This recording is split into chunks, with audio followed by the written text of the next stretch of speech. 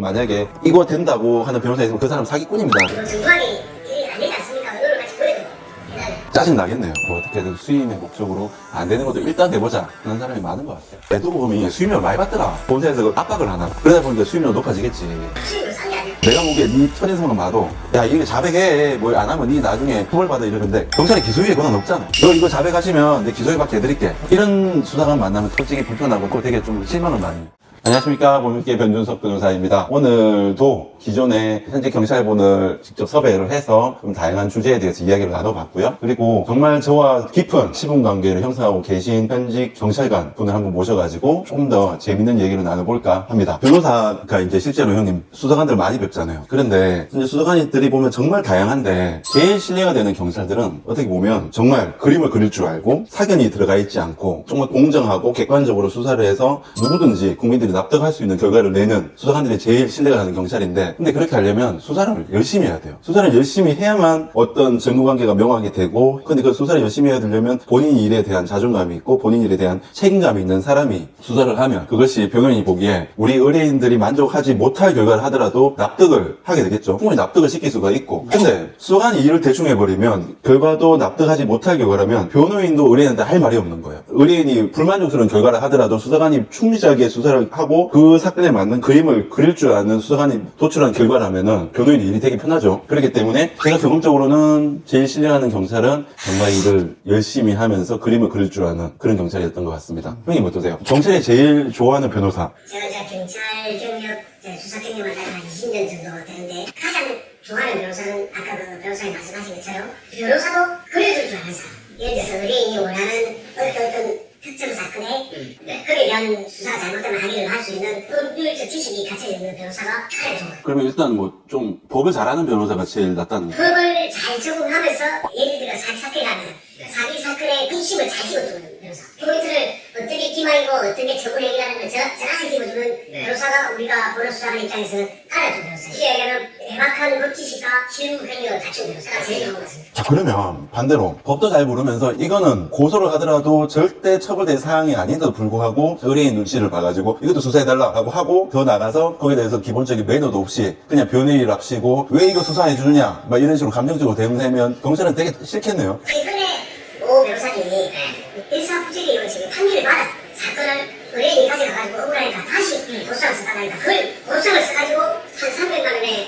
의뢰해가지고 가져왔는데 우리는 가져온다 이게 어떻게 보면 확인하는 과정이 있으니까 확인을 판결까지 한 거야. 과자 판결까지 낸 걸. 그래서 담당 수사관이 직접 우리가 그 고소인한테 설명을 했지. 이거 일사부재리 이런 식에서 안 된다. 근데 할 수 있는 것도 아니고 이래다가 이러니까 변호사가 된다 하는데요. 이래서 변호사가 직접 들어가니까 변호사가 끌려야 된다. 야 이거 그냥 좀 해주시면 안 되냐. 그냥 자기 어쩔 수 없이 와서 했는데 미안해서 썼는데 뭐 이렇게 돈을 받고 해줬다. 이런 게 변호사. 자기 돈 욕심 때문에 쓸데없는 일을 만든 변호사들 짜증 나겠네요. 진짜 그리고 또 이거는 이래서 변호사님 안 됩니다라고 이야기하는데 자기 보니까 대단한 그럼 우리는 저거 절차상 깎아시켜주는 딱 그런 거니까. 근데 이게 변호사가 감정적으로 이걸 자기 고집대로 해달라 그러면 안 해주지 않아요? 아니 우리도 법에 맞춰서 깎아시키는데 그 중에 그런 변호사님들 중에서 좀 많이 통하는 변호사님은 이거는 이렇게 안 됩니다. 변호사 안 되지 않습니까? 수긍하면서 받아들이는 변호사가 있는데 그가 제일 문제냐면 안 돼도 자기는 변호사고 우리는 경찰이니까 자기가 법률적인 지식이 더 많다. 그러니까 너는 해달라. 우리가 변호사야. 그런 변호사 지식. 근데 변호사 일을 해보다 보면 실제로 안 될 사건들을 수임을 하면 정말 스트레스거든요. 왜냐면은 어차피 결과가 보였을 때 이거 해도 안 되겠는데를 알고 있고 의뢰인하고 소통을 하는 것도 절대 안 될 사건은 될 수 있다라고 말은 절대 못하면서 막 의뢰인에 끌려갈 수밖에 없거든요. 결과가 정해졌는데 그 의뢰인하고는 관계가 마지막에 좋겠어요? 안 좋지. 그러면 그 의뢰인은 처음에는 하겠다 우리 변호사가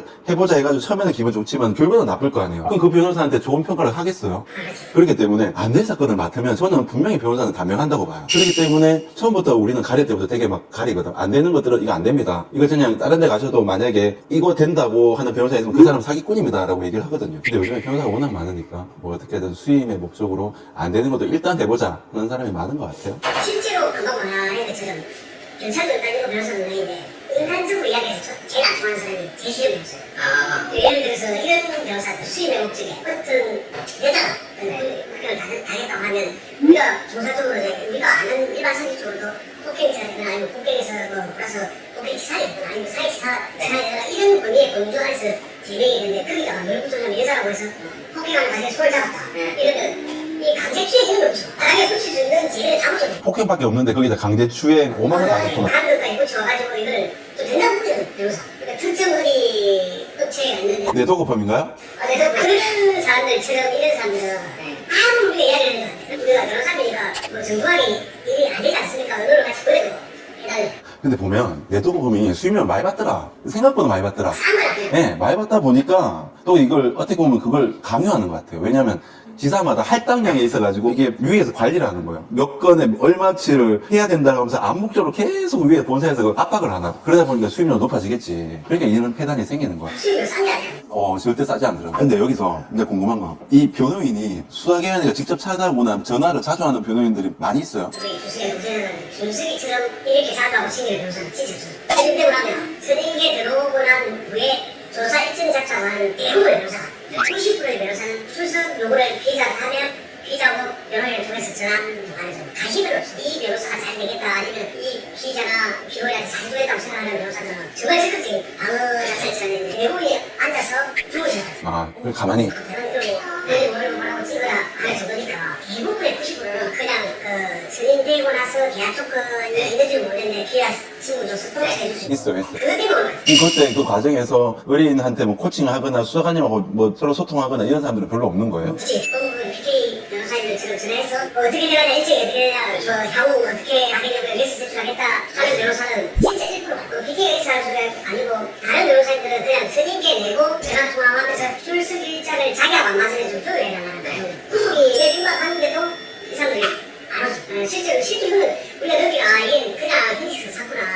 일심 가서 잘 해보려는 거. 우리는 근데 경찰 수사는 딱 틀이 정해져 있어요. 사실상 경찰 수사 과정에서 만약 변호인이 선임이 되면 무조건 수사관에 전화를 해요. 전화를 해가지고 수사관님 저희 이번에 선임된 법무부 PK 누구누구 변호사입니다. 그리고 수사관님이 일 좀 편하게 해드리기 위해서 저희 미리 수사관님이 저희 의뢰인 조사하기 전에 의뢰인이 뭐 피의자든 고소인이든 말을 하고자 하는 뭐 주장하고자 하는 것들을 미리 증거 자료고 다 제출하겠습니다. 그러면 좀 조사가 편하지 않겠습니까?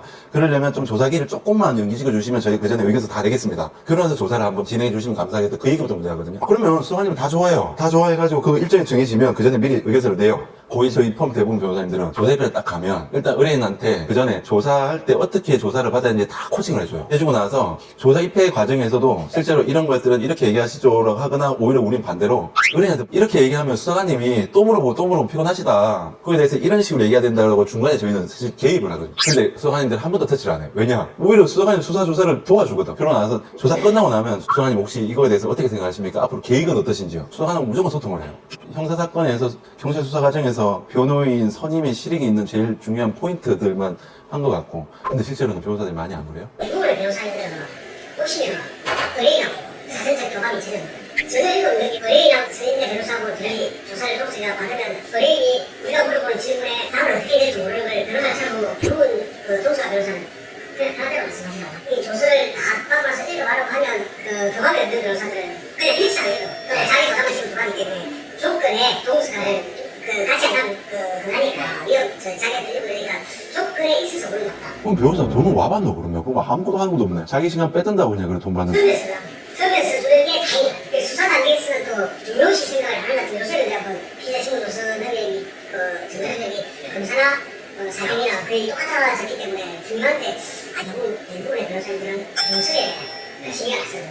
코칭이 없고 일단 경험이 없는다. 그런 경우가 대부분. 이 일을 계속 해보니까 일 못하는 수사관들 딱 특징이 크게 두 가지가 있어요. 하나는 잘 몰라요. 잘 모르다 보니까 본인이 사실상 어떤 죄명으로 고소 사건을 수사를 하는데 수사에 대한 질문조차도 여지를 못 파요. 그러다 보니까 예를 들어서 고소인 주장대로 쭉 그거 질문만 계속하고 피의자가 주장을 하면 피의자 주장 막 거기에 대해서 찾아보는데 사실 그거는 사건의 혐의와 무관하고 그러면 사건이 산으로 가는 거예요. 두 번째는 검사도 마찬가지고 경찰도 마찬가지고 특히 경력이 있는 수사관님들 너무 선입견이 많아요. 이게 뭐 다른 객관 증거 없을 때 내가 보기에 네 첫인상만 봐도 내가 네 이걸 좀 이런 사건 많이 해봤는데 이거 내가 보기엔 이 혐의 있어. 야, 이렇게 자백해. 뭐 안 하면 니 나중에 처벌받아 이러는데 경찰이 기소유예 권한 없잖아요. 근데 조사받으면서 이거 자백하시면 내 기소유예 받게 해드릴게. 이런 얘기를 많이 해. 특히 경력이 많은 거의 어르신 경찰분들이. 그러면 거기에 쪼는 거예요. 근데 증거는 없어. 왜냐면은 중요한 게 수사를 할 때 피의자가 자백을 부리면 다른 거에 대한 일이 많이 들잖아요. 그냥 아내들끼리 많아져 버리잖아. 근데 자백을 바꿔보자라는 이런 수사관 만나면 솔직히 불편하고 또 되게 좀 실망을 많이